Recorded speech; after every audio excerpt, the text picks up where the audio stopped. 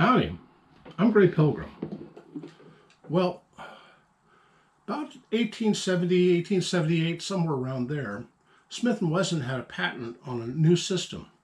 They called it their new model number 3. And this isn't it because I don't have one of those. I wish I did. But Smith came up with this design and made several pistols based on it. The new number 3 at first, the Schofield, and then several variants on the number 3. And then they came up with a pocket model. And this is the pocket model. And this is the innovation. It can swing up out the cylinder and eject the shells from the top. Well, what happened was, about 1900, 1899, 1900, somewhere around there, the patent expired. And everybody and their mother decided to get into the business. Like, for instance, this is an Iver Johnson, and it's basically the same design as the Smith & Wesson. This is another Iver Johnson. This one's in bad shape. It's missing its innards, but same thing. This is a four-hand in Wadsworth, though it's marked by Allen and Thurber, because about 1900, four-hand went belly up. The company went bankrupt, and they came up with Ethan Allen bought out the company, and not that Ethan Allen, it's another guy, and he oh, damn, I seem to have gotten a bit of a, yeah, I got a cut, bleed all over the place. Anyway, but this is a beautiful one. This one's in 32 Smith & Wesson short. This, like the Smith & Wesson, is in 38 Smith & Wesson. And speaking of 38, well, this one is just beautiful, I think.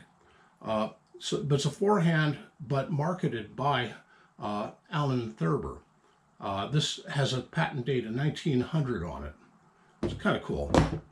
But this brings to the point of this video, which is that I did a video yesterday about the, or a couple of days ago, about the sidearms of World War I, of the leading contenders, and I forgot one. The Webley. This is a Mark IV Webley. This is post World War I, but it'll have to do because it's the only Webley I've got.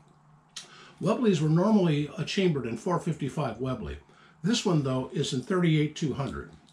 And 38-200 is basically an oversized 38 Smith & Wesson.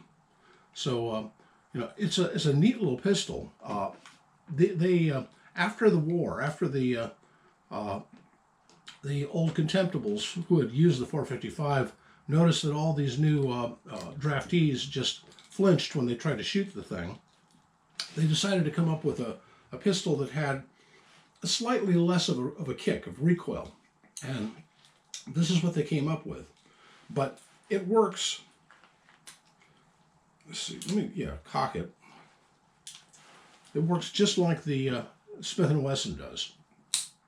But I don't think Smith & Wesson ever took out a patent in Britain. So Webley and Sons they were free to do what they wanted with the concept.